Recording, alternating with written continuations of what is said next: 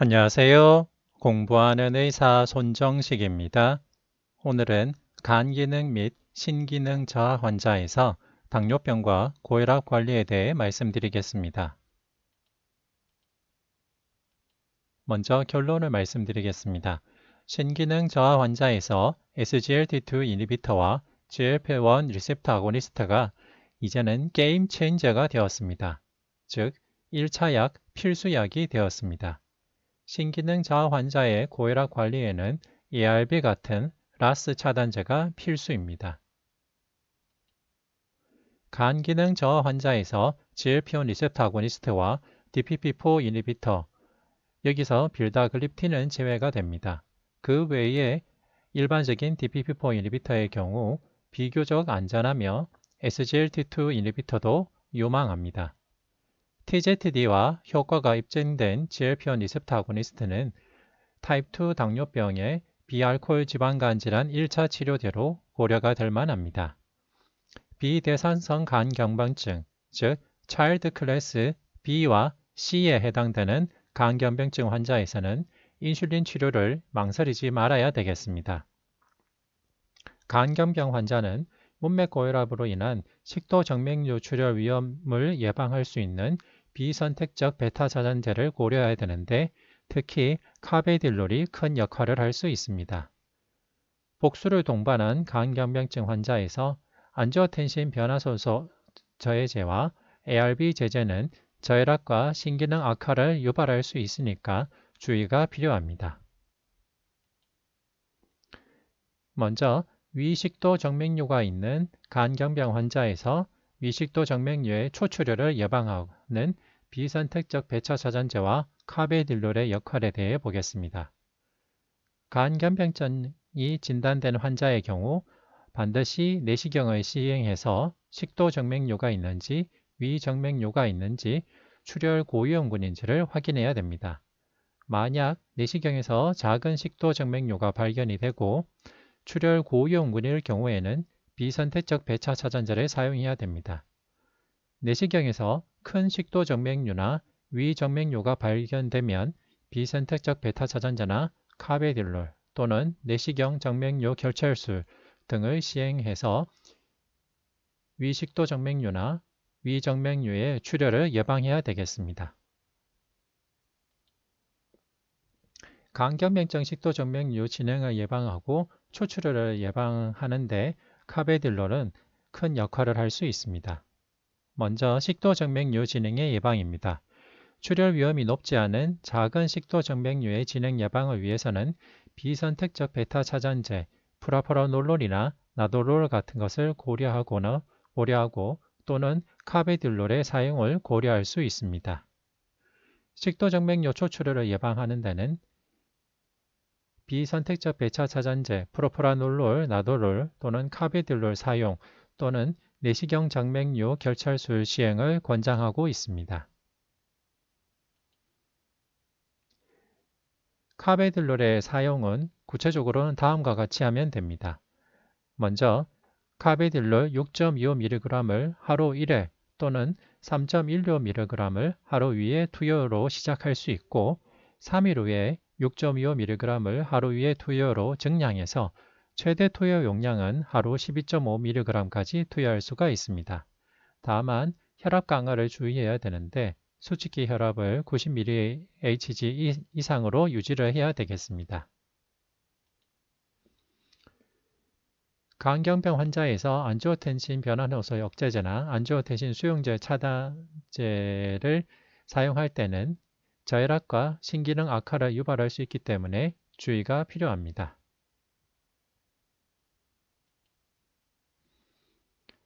간경병 환자에서 당뇨병은 흔히 동반되며 불량한 예후에 독립된 위험 인자가 되겠습니다. 간경병 환자에서 당뇨병의 동반은 주요 합병증인 복수나 간성뇌증, 신기능장애, 세균 감염 및 간세포암의 발생과 관련이 있습니다. 다만 간기능장애나 빈혈이 동반된 간경병 환자에서 A1C는 과소평가되어 위험성 결과를 초래할 수 있기 때문에 신뢰하지 않는 검사로 봐야 되고 중등도 또는 중증 간장애가 동반된 간경병 환자의 경우는 인슐린 요법의 혈당 목표치를 식전 수치를 100에서 100, 200 사이로 유지하도록 조정해야 됩니다. 만성 간질환 환자에서 당뇨병 치료제는 다음과 같이 고려할 수 있습니다. 우선 간경변이 동반된 당뇨병 환자의 경우 그 간경변의 정도가 보상성, compensated 되는 간경변인지 비보상성 또는 비대상성 간경변인지를 구분하게 됩니다. compensated가 가능한 보상성, 대상성 간경변증의 경우에는 메포민, 설포민 유리아, 알파글루코시데이즈, TZD, DPP4 인히비터, GLP-1 리셉터 아고니스트, SGLT2 인히비터를 상황에 따라 다 고려할 수 있습니다. 다만 메포민의 경우에는 너무 고용량 사용하지 않고 1000mg 이하로 사용하는 것이 권고됩니다. 설포닌 유리아의 경우 저혈당 위험을 고려해서 주의가 필요합니다. 알파글루코시데이즈 인히비터는 아카보즈의 경우에는 유용할 수 있습니다. TZD의 경우에는 부종 등을 주의해서 사용할 필요가 있습니다. DPP4 인히비터는 사용할 수 있지만 빌다글립틴의 경우 간독성이 있을 수 있다는 점을 고려해야 됩니다. GLP-1 리셉터 아고니스트나 SGLT2 인히비터는 아직 데이터가 제한되어 있기는 하지만 보상성 간경병 환자에서 유용할 가능성이 있습니다. 다만 decompensated 또는 uncompensated 간경병 환자의 경우에는 경구혈당 강화제에 제한이 있기 때문에 인슐린제를 사용해서 혈당 조절이 필요합니다. 우선 경구혈당 강화제로서 메포민을 보겠습니다. 메포민은 간장애가 없거나 경도로 동반된 간경병 환자에서 사용할 수 있지만 신기능에 맞게 용량을 조절해야 됩니다. 일반적으로는 1000mg 정도까지는 사용할 수 있겠습니다. 다만 중등도 또는 중증 간기능 장애가 동반된 간경병 환자는 메포민 투여를 피해야 합니다. TZD 중에 피오글리타존은 간기능이 보정되거나 경도의 간장애가 동반된 간경병 환자에서 사용할 수 있습니다. 다만 체액저류나 신부전 같은 부작용 발생 위험을 고려해야 되겠습니다.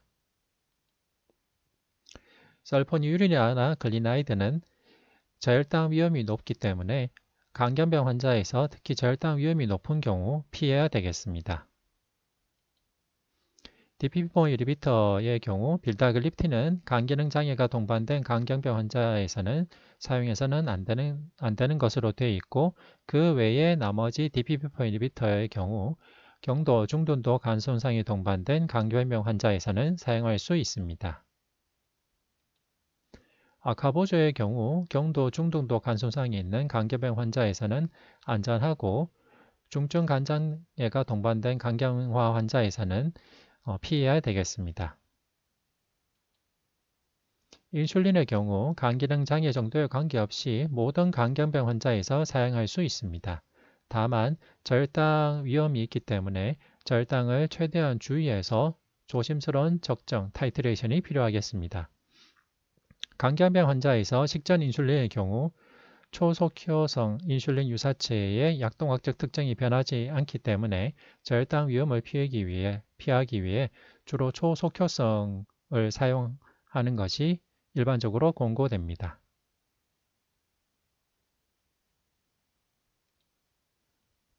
SGLT2 인히비터는 나플드, 내시에 대한 유망한 치료제입니다.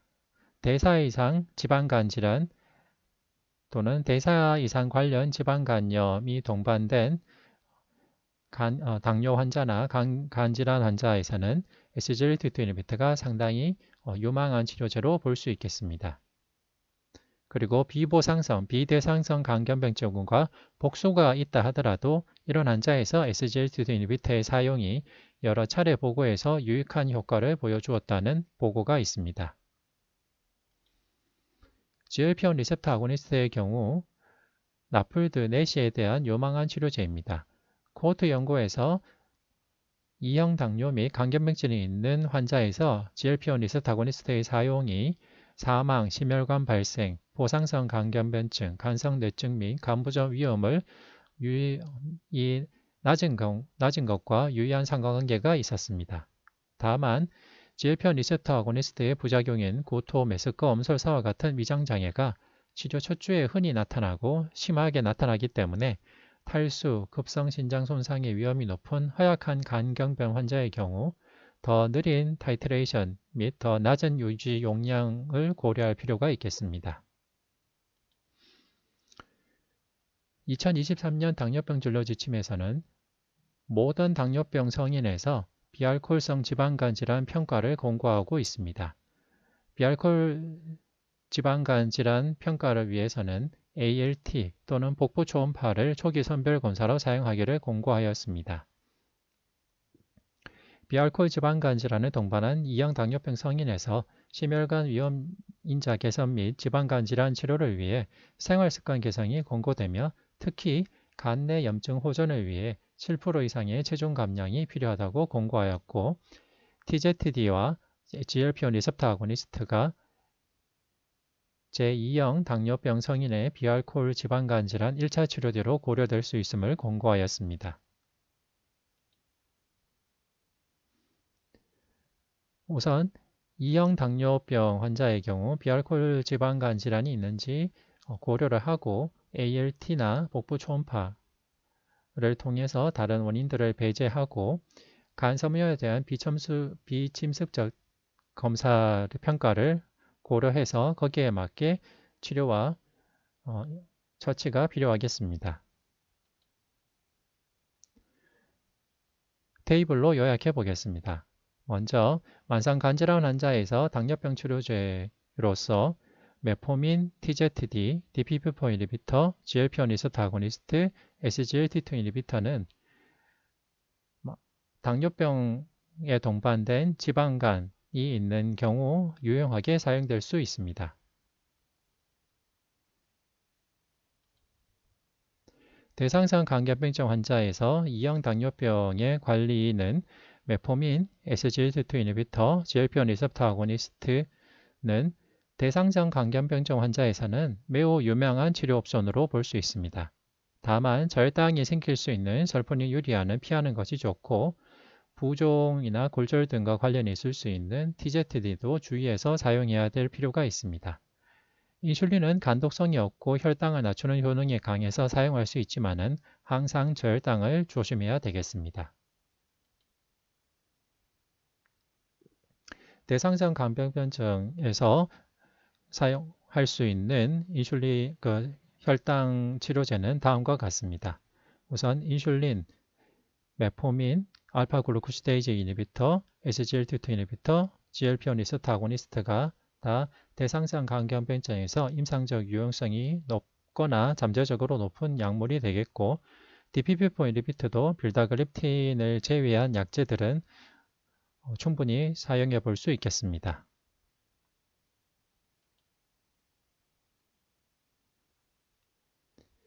American Association for the Study for Liver Disease의 경우에도 대상성 간경병증 환자에서 메포민, DPP-4 인히비터, GLP-1 리셉터 아고니스트, SGLT2 인히비터, 인슐린 사용을 권장하였고 저혈당과 관련이 있을 수 있는 설포닌유리아나 부종 등과 관련이 될 수 있는 TZD는 우선적으로 추천하지 않았습니다.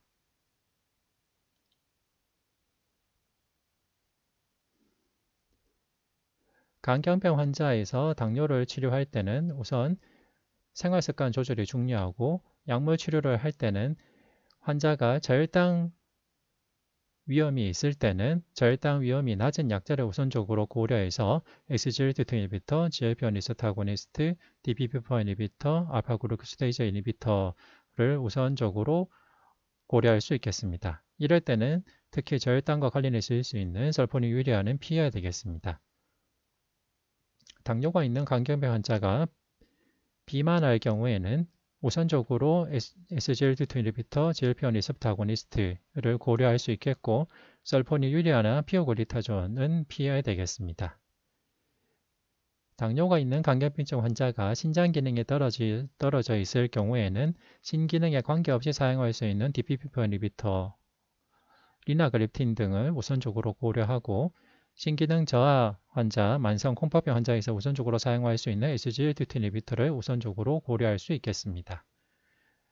당뇨병성 뇌증이 동반된 간경 헤파틱 엔세팔로파시가 동반된 당뇨병 환자의 경우에는 아카보즈 같은 약제를 우선적으로 고려할 수가 있겠습니다.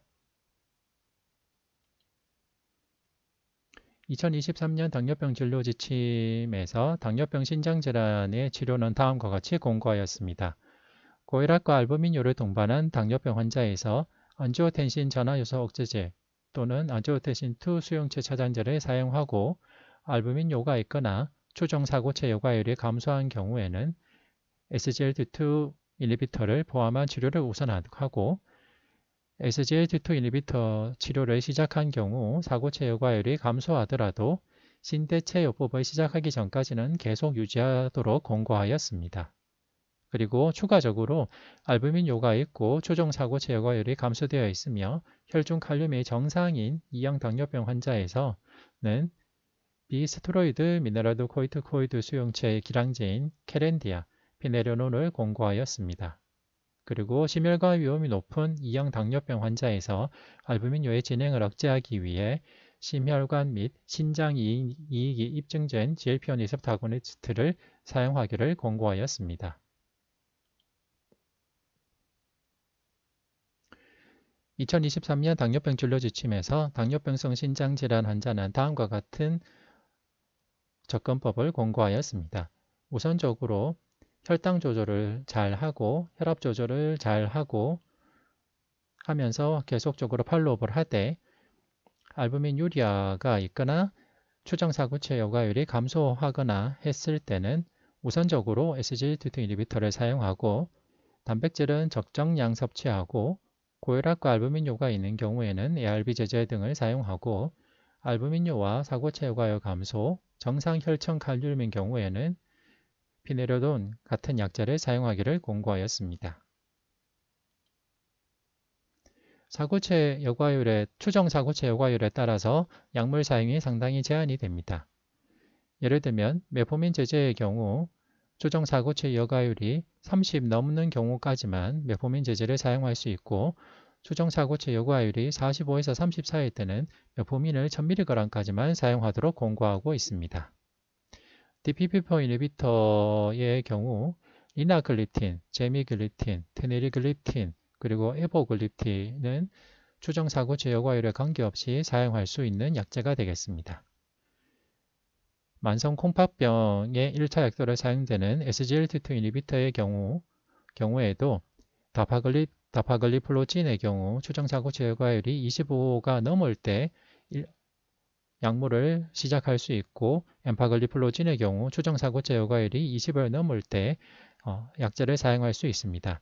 하지만 다파글리플로진이나 엠파글리진 모두 처음 추정사고체 요과율이 20이나 25를 넘어서 시작한 경우 나중에 추정사고체 요과율이 더 감소한다 하더라도 투석을 시작하기 전까지는 약제의 사용을 지속하기를 권고하였습니다. 피오글리타존의 경우에는 추정사고체 요과율에 관계없이 사용할 수 있는 약제입니다.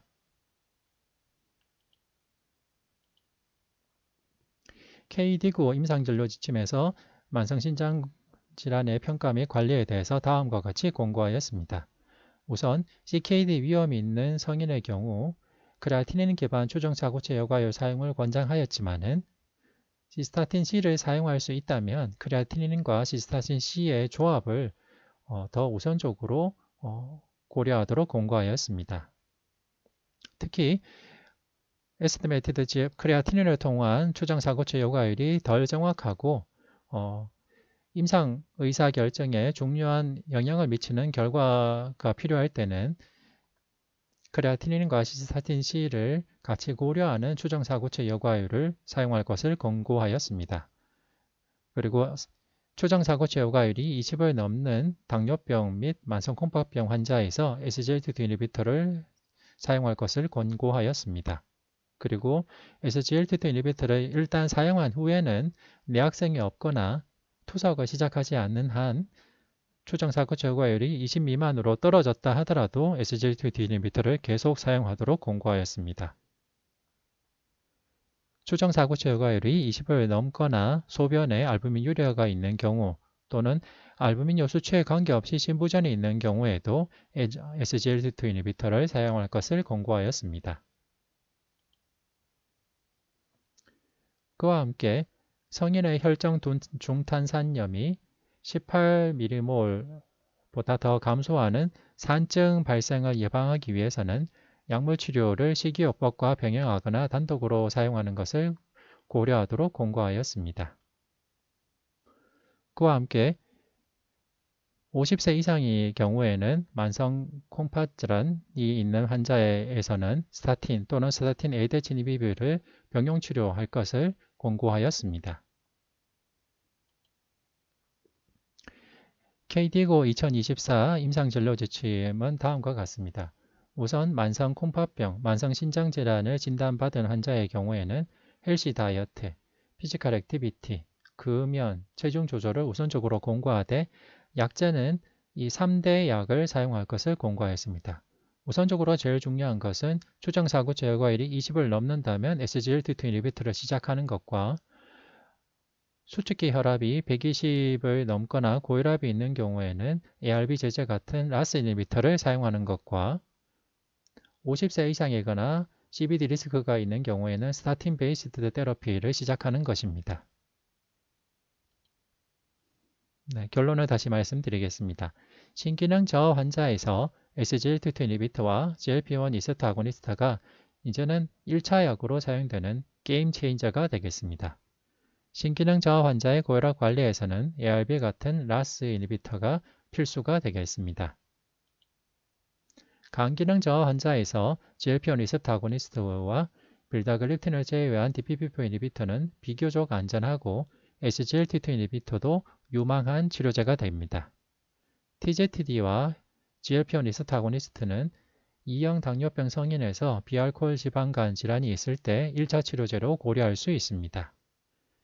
비대상성 강간병증, 즉 차일드 클래스 B나 C인 강간병증 환자에서는 인슐린 치료를 망설이지 말아야 되겠습니다. 강경병 환자에서 몸매 고혈압으로 인한 식도 정맥류 출혈 위험을 예방할 때는 카베딜로를 고려하면 되겠습니다. 복수를 동반한 강경병증 환자에서 안지오텐신 변화노소 저해제나 ARB 제제는 저혈압과 신기능 악화를 유발할 수 있기 때문에 주의가 필요합니다. 이상 경청해 주셔서 감사합니다.